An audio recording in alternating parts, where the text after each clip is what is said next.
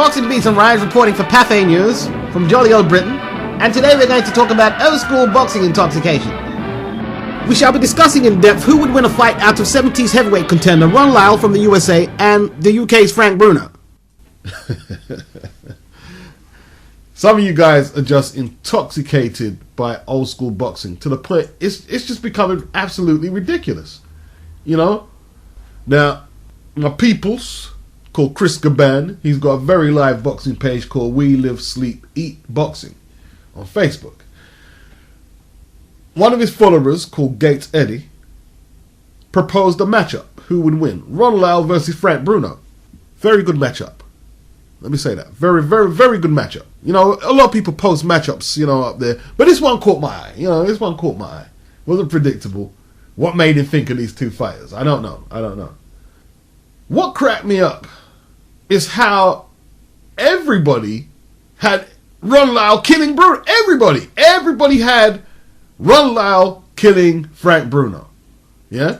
When, I'm not being funny, right? Most of them couldn't even tell you three of Ron Lyle's opponents. I'm not saying he fought bums, I'm just saying they don't know. He fought some good people. But most of them don't even know who them. If you was to ask them, name 4 or 3 Ron Lyle opponents, they'd be struggling. It's called old school intoxication because we all know Ron Lyle took Ali 11 rounds. He was in front. This was the 70s Ali. Ali wasn't that great at leading off, and Lyle exposed it pretty badly, actually, that he wasn't that good at leading off and taking the fight to his opponent. But he lost. He got TKO'd in 11. Right?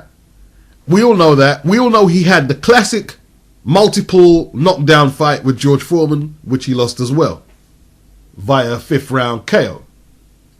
He had Foreman down a couple of times, and Foreman triumphed in the end. We all know about that fight. So the Ali and the Foreman performances, losing performances, great performances. Don't get me wrong, great performances. Yeah? These have magically propelled him into this mythical boxing icon. But here's the truth. The 1975 version of Muhammad Ali, Frank Bruno, would have given him a tough fight. Yes, he would. Why don't you go and look at Frank Bruno's fights? Before you just dismiss what I'm saying, go and look at the fight he gave Tim Witherspoon. The hard fight he gave Tim Witherspoon. Yes, he got knocked out in the 11th. You know, he got knocked out. That was his first title challenge, right? Go and look at that fight. Go and look at the stoic effort that he put up against Mike Tyson. He rocked Tyson. He was the first person to rock Tyson like that. Okay, Tony Tucker rocked Tyson a little. Not like that, though. Tyson's legs actually went from under him a little. He rocked Tyson in that first fight, right? Go and look at that fight. Go and look at Bruno's first defeat against James Bone Crusher Smith. He was controlling the whole fight until the last couple of minutes or whatever in the 10th round. And his vulnerable defense let him down. Bruno didn't really have this glass chin that he's said to have had. He didn't really have that glass chin. No one sparked him out and left him unconscious on the floor, right? He got stopped for the most part. Go and look at that. Go and look at the Lennox Lewis fight and how he was controlling the Lennox Lewis fight. Yes, controlling it. Until Lennox found them big punches. Now, I'm not saying Frank is some world beater. I'm not saying that. I'm saying while Bruno is fresh and strong, he is a formidable challenge for any heavyweight. Right?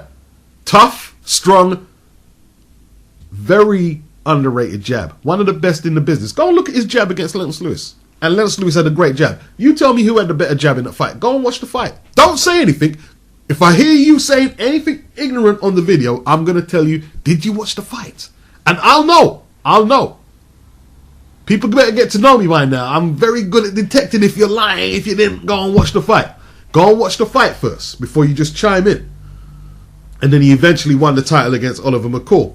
George Foreman struggled against Alex Stewart. Lost the fight, in my opinion. And this was on his comeback, admittedly. I'd favour the old Foreman to knock Frank Bruno out. And the second one, I don't know. That's a 50-50. That's, in my opinion, it's a 50-50 fight. Right? But Frank's going to give him trouble. With his sheer physical strength and that powerful jab. And that right cross was no joke. Right? Go and watch the fight where he KO'd Jerry Coetzee in 1 round, right? TKO James Tillis, who just took Mike Tyson the distance about a year or so before that. Yeah? Go and watch the Jose Revolta fight and tell me if that's not one of the hardest punches you've ever seen in a boxing ring. This guy hit phenomenally hard, right? Lucian Rodriguez knocked him out. Lucian took Larry Holmes the distance. Bruno was a dangerous puncher. Dangerous puncher. 38 KOs in 40 wins. 5 losses, 5 by KO. Who to? 2 to Mike Tyson. 1 to Lennox Lewis. 1 to Tim Witherspoon. 1 to Bone Crusher Smith. The Bone Crusher Smith fight, Bruno was a little green. No excuses, no excuses, no excuses. He lost the fight, but Bruno was very green. And so was Bone Crusher, to be honest. Although Bone Crusher was a little older and probably a little streetwise, and, you know, the American heavyweights matured a lot quicker than the British ones, you know. Back then, especially. Back then. You know, let's keep it in perspective. Ron Lyle wasn't this ATG heavyweight or, you know. He was a good fighter. No, very good fighter. Very good fighter.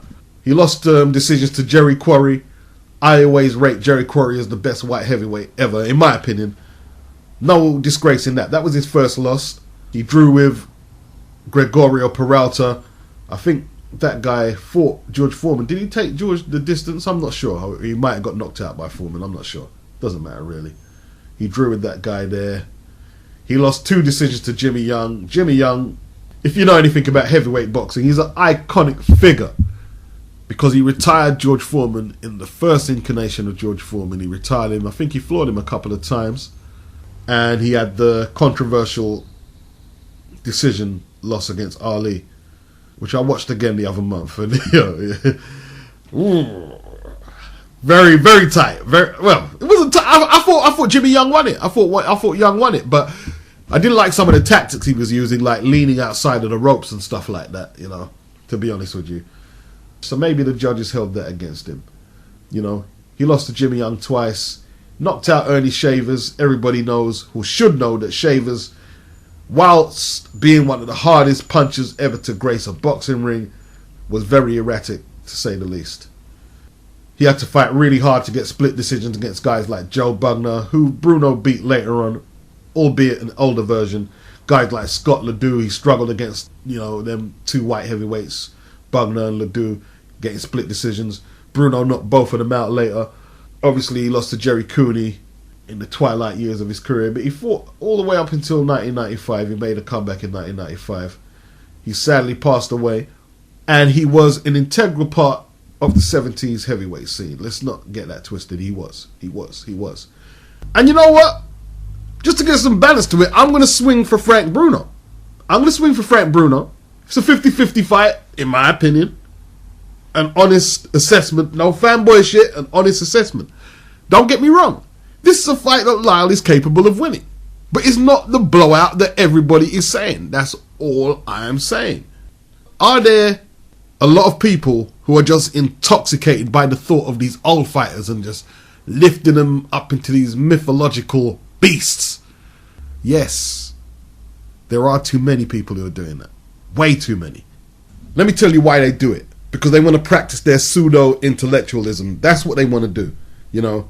Rather than study it and come back with their own findings, they're going to go for what generically sounds better. Just vote for the old school guys, you know. You can't diss old school fighters, you know. How can you diss that? These fights have been immortalized in boxing's annals of classic fights. Foreman versus Lyle, Ali versus Lyle, even though it wasn't a classic fight. It was a good fight. Ali versus Lyle was not a classic fight. Lyle outperformed his expectations on the day, and Ali was way below his best. Ali did well to find the punches to end it when Lyle's stamina supplies were running low. And all I'm going to say, don't be corny. If the old school fighter is genuinely an ATG and a great fighter, let it be. Cool. No problem. But don't just elevate them into these mythical icons because you think you're going to sound clever doing it. That's corny. Study the facts. Peace.